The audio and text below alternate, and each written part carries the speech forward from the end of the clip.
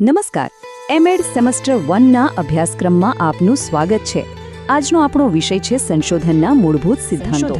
આ શબ્દ હવે આપણા શૈક્ષણિક પ્રવાસનો પાયો બનવાનો છે. પણ એનો સાચો અર્થ શું છે? શું એ માત્ર માહિતી ભેગી કરવી છે? ના, એનાથી ઘણું વધારે છે. એ એક પદ્ધતિ છે, એક કળા છે અને એક વિજ્ઞાન પણ છે. ચાલો આ ખૂબ જ મહત્વના વિષયને એકદમ સરળ રીતે સમજીએ. ચાલો એક નાનકડું દ્રશ્ય વિચારીએ. ગુજરાતની જ એક શાળા છે. વર્ગમાં શિક્ષક ભણાવી રહ્યા છે અને એમનું ધ્યાન જાય છે કે મોટાભાગના વિદ્યાર્થીઓને ગણિતમાં ખૂબ તકલીફ પડી રહી છે. એક શિક્ષક તરીકે મનમાં તરત જ સવાલ ઉઠે છે, આવું કેમ થઈ રહ્યું છે? આની પાછળનું મૂળ કારણ શું હોઈ શકે? બસ આ જે સહેજપણે મનમાં ઉઠેલો પ્રશ્ન છે, આ જે જાણવાની ઉત્સુકતા છે, એ જ તો છે પૃચ્છા એટલે કે ઇન્ક્વાયરી. જ્ઞાન મેળવવાની આખી સફરનો આ સૌથી પહેલો અને કુદરતી તબક્કો છે. એમ સમજો કે આ એક નાનકડી ચિનગારી છે જે આગળ જઈને સંશોધનની એક મોટી જ્યોત પ્રગટાવે છે.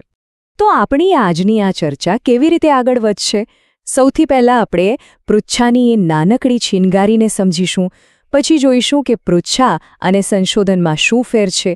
ત્યાર પછી સંશોધનની કળા અને વિજ્ઞાન, તેની વૈજ્ઞાનિક પદ્ધતિ અને એક સારા સંશોધકના કૌશલ્યો વિશે વાત કરીશું. અને અંતે આ બધું આપણી પોતાની સંશોધન યાત્રા માટે કેવી રીતે ઉપયોગી છે એ જોઈશું. ચાલો શરૂ કરીએ. તો આપણો પહેલો મુદ્દો પૃચ્છા અને સંશોધન. શું આ બંને એક જ છે? શું દરેક જિજ્ઞાસાને સંશોધન કહી શકાય? ના, બંને વચ્ચે એક બહુ સ્પષ્ટ ભેદરેખા છે. ચાલો આ ગૂંચવણને ઉકેલીએ અને બંને વચ્ચેનો તફાવત સમજીએ. અહીં જુઓ, આ તફાવત ખૂબ જ સરસ રીતે બતાવવામાં આવ્યો છે. પૃચ્છા એક વ્યાપક પ્રક્રિયા છે જે કોઈપણ દિશામાં જઈ શકે છે. એ અનૌપચારિક છે. એનું મુખ્ય હેતુ કંઈક નવું શોધવાનો છે. જ્યારે સંશોધન એક ઔપચારિક એટલે કે ફોર્મલ પ્રક્રિયા છે. એનો રસ્તો સીધો અને પદ્ધતિસરનો હોય છે અને એનો હેતુ ચોક્કસ જવાબો શોધવાનો છે. તો યાદ રાખજો, દરેક સંશોધન પૃચ્છાથી શરૂ થાય છે, પણ દરેક પૃચ્છા સંશોધન સુધી પહોંચે એ જરૂરી નથી. તો પછી આપણા વિષયમાં એટલે કે શૈક્ષણિક સંશોધન કોને કહેવાય? શિક્ષણ ક્ષેત્રની કોઈ પણ સમસ્યા, જેમ કે વિદ્યાર્થીઓ કેમ સારું નથી ભણી શકતા કે પછી નવી શિક્ષણ પદ્ધતિ કેટલી અસરકારક છે, આવી સમસ્યાઓનો ઉકેલ લાવવા માટે જ્યારે આપણે વ્યવસ્થિત રીતે પુરાવા અને ડેટા ભેગા કરીએ અને તેનું વિશ્લેષણ કરીએ, ત્યારે તેને શૈક્ષણિક સંશોધન કહેવાય છે. અને આ જ આપણા એમએડ અભ્યાસનો મુખ્ય આધારસ્તંભ બનશે. હવે એક મજેદાર વાત. શું સંશોધન એ માત્ર નિયમો, પ્રક્રિયાઓ અને આંકડાઓનો સૂકો વિષય છે કે પછી એમાં કલ્પના અને સર્જનાત્મકતા માટે પણ કોઈ જગ્યા છે? જવાબ છે હા. સંશોધનના બે સ્વરૂપ છે. તે એક કળા પણ છે અને એક વિજ્ઞાન પણ છે. ચાલો આ બંને પાસાને સમજીએ.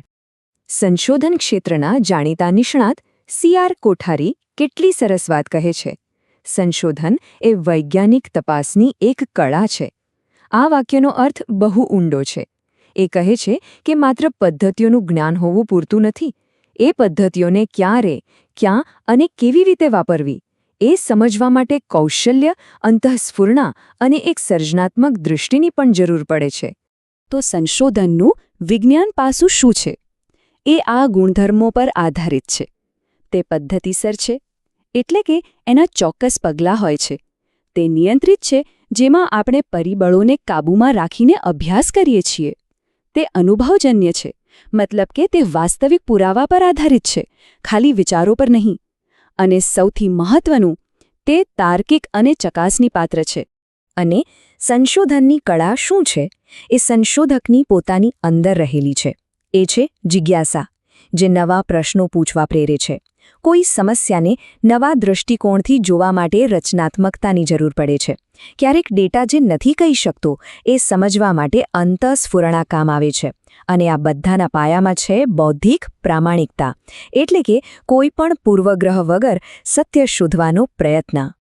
સારું, તો આપણે કળા અને વિજ્ઞાન બંનેની વાત કરી. હવે આપણે સંશોધનના વિજ્ઞાનવાળા ભાગ પર વધુ ધ્યાન કેન્દ્રિત કરીએ. આ માટેનો સૌથી ભરોસાપાત્ર માર્ગ છે વૈજ્ઞાનિક પદ્ધતિ. જ્ઞાન મેળવવા માટેનો આ એક સુનિશ્ચિત નકશો છે. લંડબર્ગની આ વ્યાખ્યા બહુ જ સ્પષ્ટ છે. વૈજ્ઞાનિક પદ્ધતિ એટલે માત્ર માહિતી ભેગી કરવી નહીં, પણ એનું વ્યવસ્થિત અવલોકન કરવું, એને યોગ્ય રીતે વર્ગોમાં વહેંચવી અને પછી જ તેનું સાચું અર્થઘટન કરવું, આ એક અત્યંત સંરચિત અને શિસ્તબદ્ધ પ્રક્રિયા છે. વૈજ્ઞાનિક પદ્ધતિના આ 5 સોપાનો આપણા સંશોધનનો આધારસ્તંભ છે. પરીક્ષા માટે તો આ ખૂબ જ મહત્વપૂર્ણ છે જ, પણ વ્યવહારમાં પણ આ ક્રમ ખૂબ જરૂરી છે. યાદ રાખો, સૌથી પહેલાં સમસ્યાને ઓળખો, પછી તેનો એક સંભવિત ઉકેલ એટલે કે ઉત્કલ્પના બનાવો, ત્યાર પછી માહિતી ભેગી કરો, તેનું વિશ્લેષણ કરો અને અંતે તારણ પર પહોંચો. આ એક સંપૂર્ણ તાર્કિક પ્રવાહ છે.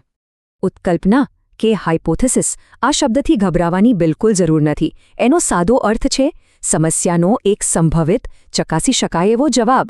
એક કામચલાઉ અનુમાન છે. દાખલા તરીકે, આપણી ગણિતની સમસ્યા માટે એક ઉત્કલ્પના આવી હોઈ શકે.